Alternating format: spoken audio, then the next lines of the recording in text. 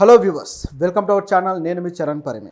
Rajya Sabha MP పదవిని వదిలేసుకున్న BC నాయకుడు are Krishnaiah గారు ఇప్పుడు ప్రెస్లో కొన్ని విషయాలు అయితే పంచుకున్నారు. సో అందులో కొన్ని రకాల ఆసక్తికరమైన అంశాలు ఉన్నాయి. వీటిలో ముఖ్యంగా చెప్పుకోవాల్సింది జగన్ గురించి ఆయన కొన్ని వ్యాఖ్యలు చేశారు. జగన్ మీద ఇప్పటిదాకా ఆయన మీద అనేక విమర్శలు అయితే వస్తున్నాయి.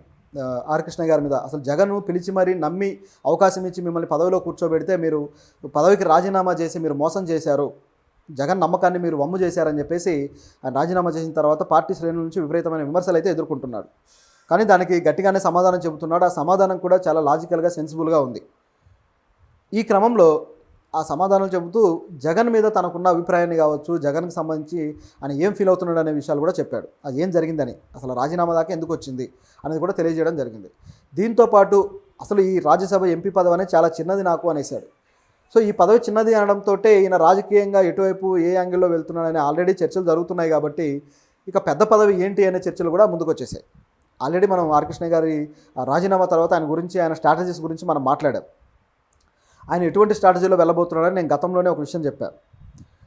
ఆయన రాజీనామా చేసి ఏ పార్టీలో జాయిన్ అవ్వట్లేదని ఆయన అన్నాడు. ఏ పార్టీలో జాయిన్ అవ్వలేదు కూడా ఇప్పటిదాకా. అయితే చేయకపోయినా సరే, రాజీనామాలు చేసి జాయిన్ అవ్వకుండా ఏదో ఒక పార్టీకి సంబంధించి ఆయన చర్యలు ఉంటాయి, కార్యాచరణ ఉండబోతుంది, వెనకాల మరొక పార్టీ నడిపిస్తుంది అన్నట్లుగా మనం కొన్ని ఊహాగానాలు చేశాం. ఇప్పుడు అవి ఇంకా బలపడుతూ ఉన్నాయి నిజం చెప్పాలంటే ఆయన మీట్ తర్వాత. సో ఆ పార్టీ ఏంటనేది నేను క్లియర్గా చెప్పాను. బీజేపీకి అనుకూలమైన రాజకీయం తెలంగాణలో చేయబోతున్నాడు. ఆ తర్వాత ఆ పార్టీ నుంచి ఆయన పెద్ద స్థాయి పదవిని ఆశిస్తున్నాడు అనేది నేను ఒక అంచనా వేసి మీతో అన్నాను. ఇప్పుడు చూస్తే ఒక రకంగా అటువైపే వెళ్తున్నట్టుగా కనిపిస్తుంది ఆయన వ్యాఖ్యలను బట్టి, అక్కడ ఉన్న పరిస్థితులను బట్టి. అయితే ఏమన్నారు ఏంటనేది ఒకసారి చూస్తే, ఈయన మీద వచ్చిన విమర్శలకి, జగన్ మిమ్మల్ని ఎంతో నమ్మాడు కదా, ఇట్లా మోసం చేశారనే దానికి ఆయన అది మోసమే కాదు, నిజానికి నేను ఇక్కడ ఉండటం వల్ల బీసీలకు సరైన న్యాయం జరగకపోతుంది, అందువల్లే బయటికి రావాల్సి వచ్చింది అని చెప్పేసి అన్నాడు. ఇంకా చెప్పాలంటే, ఇంకా నాకు 4 ఏళ్ల పదవీ కాలం ఉంది, నేను ఇప్పుడే రాజీనామా చేశాను అంటే పదవిని తునప్రాయంగా వదులుకున్నాను అని చెప్పి ఆయన అంటున్నారు. అంటే పదవి నాకు అసలు లెక్కే కాదు, పదవుల కోసం నేను రాలేదు, బీసీల అభివృద్ధి కోసము, వాళ్ళకు న్యాయం జరగడం కోసమే నేను వచ్చానని చెప్పేసి ఆయన బల్లగుద్ది మరీ చెప్పాడు. ఇది ఆ వ్యాఖ్యలో ఒక సిన్సియారిటీ కనిపిస్తుంది మామూలుగా మాట్లాడుకుంటే. ఎందుకంటే 4 ఏళ్ల పదవీ కాలాన్ని ఎవరు వదులుకోరు. అలా వదులుకున్నాడంటే అందులో ఒక ఇంటెన్షన్ కానీ లేకపోతే ఒక సిన్సియారిటీ కానీ ఉందనేది అర్థమవుతుంది. అయితే వేరే రాజకీయ కోణాలు కూడా ఉన్నాయనుకోండి, అది మనం మాట్లాడదాం. ఇక్కడ మాత్రం ఆ పార్టీకి వాళ్ళ విమర్శలకి సరైన సమాధానంగా ఇది కనిపిస్తుంది. అంటే తిరిగి ఆన్సర్ చెప్పలేని సమాధానంగా ఉంది. ఆ తర్వాత అసలు నేను రాజ్యసభలో ఉండగా కనీసం నాతో పాటు క్వశ్చన్ చేయడానికి కూడా ఎవరు లేరు, నేనే క్వశ్చన్ చేస్తాను, అది కూడా 0 అవర్లో నేను ప్రశ్నలు వేస్తే దానికి సరైన సమాధానాలు కూడా ఉండవు, ఇక ఏం లాభం, నేను ఉండటం వల్ల అక్కడ ఉపయోగమే లేదు. పైగా బీసీల ఉద్యమం కూడా, నేను రాజ్యసభ ఎంపీగా వెళ్ళిన తర్వాత గత 2 ఏళ్లలో బీసీల ఉద్యమమే ఆగిపోయింది. 2022లో ఆయన వెళ్ళాడు రాజ్యసభకి. సో అప్పటి నుంచి కూడా బీసీల ఉద్యమమే ఆగిపోయింది, అది ఏమాత్రం ముందుకు వెళ్ళలేదు. బీసీలకు అభివృద్ధి జరగాలి అంటే మళ్ళీ ఉద్యమం మొదలు పెట్టాల్సిందే అనేది ఆయన అంచనా. కాబట్టి మళ్ళీ తిరిగి బయటకు వచ్చేసి బీసీల కోసం ఉద్యమం మొదలు పెడతాను అని చెప్పేసి ఆయన అంటున్నాడు. అందుకోసమే వచ్చాను, ఈ ఉద్యమం ఆగకూడదు అని చెప్పి. గతంలో కూడా బీసీల కోసం ఎన్నో త్యాగాలు చేశాను, ఎంతో కష్టపడ్డాను, ఎన్నో తీసుకొని వచ్చాను నేను. అప్పుడు కూడా పదవులు ఆశించలేదు, పదవులు లేకుండానే చేశాను, ఇప్పుడు కూడా అంతే, పదవులు లేకుండా ముందుకు వెళ్ళిపోతానని చెప్పేసి ఆయన అంటున్నాడు. సో ఇదంతా కూడా రీజనబుల్గానే కనిపిస్తుంది ఆయన వ్యాఖ్యల్లో. దాంతో వైసీపీ కూడా ఏం చేయాలి, ఏం మాట్లాడాలి అనే విషయంలో అన్న క్వశ్చన్లో పడింది. ఎందుకంటే ఆయన రాజీనామా చేసినప్పుడు వచ్చేసి చంద్రబాబు ఈయన చేత రాజీనామా చేయించాడు, చంద్రబాబు రాజకీయ బుట్టలో ఈయన పడ్డాడు అని చెప్పేసి వ్యాఖ్యలు చేశారు. సో దానికి ఆయన సమాధానాలు అయితే ఇచ్చాడు. ఇప్పుడు జగన్ మీద కూడా ఆయన వ్యాఖ్యానించాడు. జగన్ మీద నాకు ఎటువంటి కోపం లేదు, జగన్ అంటే ఇప్పటికీ నాకు అభిమానమే, బీసీల కోసం జగన్ ఎంతో చేశారు అని చెప్పేసి ఆయనే అన్నాడు.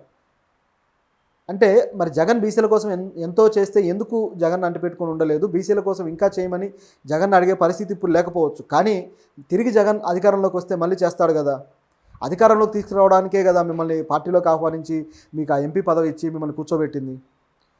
సో బీసీలకు న్యాయం చేయడానికి కూడా వాళ్ళ తరపు నుంచి ఒక వ్యక్తి ఉన్నాడు అని చెప్పేసి ఆయన గుర్తించి జగన్ పిలిచాడు. మరి అదెందుకు మీరు గుర్తించలేకపోయారు? అంటే అధికారం ఉన్నప్పుడేమో ఆ పార్టీతో ఉండటం, అధికారం లేనప్పుడేమో పక్కకి వెళ్ళిపోవడం లాంటి ధోరణి ఏం జరుగుతుంది అనే క్వశ్చన్ అయితే వస్తుంది. ఇక్కడ జగన్ మీద అభిమానం ఉంది, కానీ ఇలా ఎందుకు చేశారు?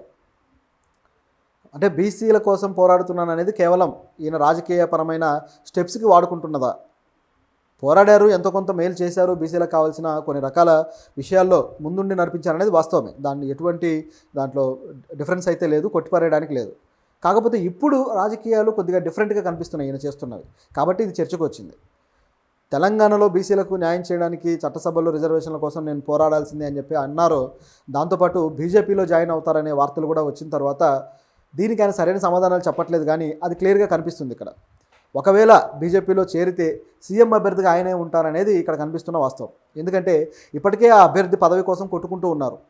బండి సంజయ్ ఆ పదవిలో నిలబడబోతున్నాడని వార్తలు వచ్చాక బండి సంజయ్ నైస్గా తప్పించేసి పార్టీ అధ్యక్ష పదవి మరొకరికి ఇచ్చారు. దాంతో ఇక్కడ అధికార కుమ్ములాటలు లుకలుకలు జరుగుతున్నాయనేది క్లియర్గా కనిపించింది.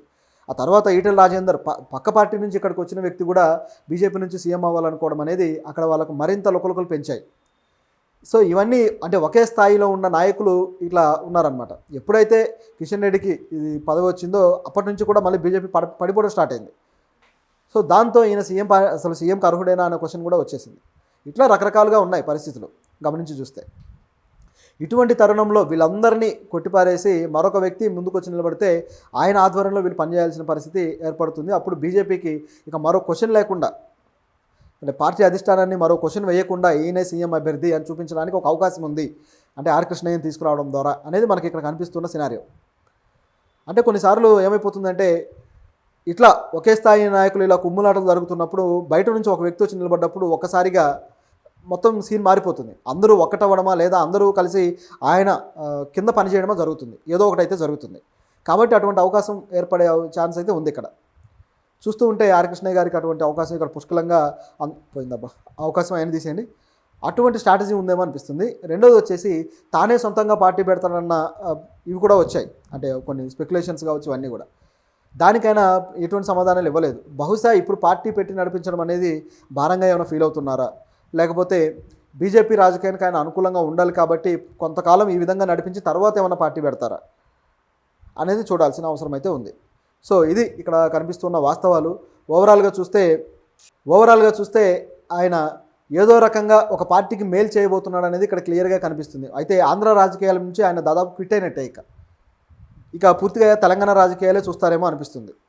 సో ఎందుకంటే ఆయన ఒక పార్టీ పెట్టినా ఏదో ఒక రాష్ట్రంలో పార్టీ పెట్టాలి. బహుశా తెలంగాణకే అవకాశం ఉంటుంది, తెలంగాణలో పెట్టచ్చు. లేదు ఏదైనా పార్టీలో చేరినా బీజేపీలో చేరాలంటే బీజేపీ బలంగా ఉన్నది, ప్రతిపక్షంగా నిలబడి ఉన్నది తెలంగాణలోనే. కాబట్టి తెలంగాణలో బీజేపీకి అటువంటి అవకాశం ఆయన తీసుకునే ఛాన్స్ ఉంది. ఎందుకంటే సీఎం అభ్యర్థిగా నిలబడడానికి కూడా ఇక్కడ ఎక్కువ అవకాశం ఉంది. ఒకవేళ ఏపీలో ఆ విధంగా బీజేపీలో చేరి నిలబడినా సరే అక్కడ ఇప్పట్లో అయితే బీజేపీ వచ్చే దాఖలాలు లేవు.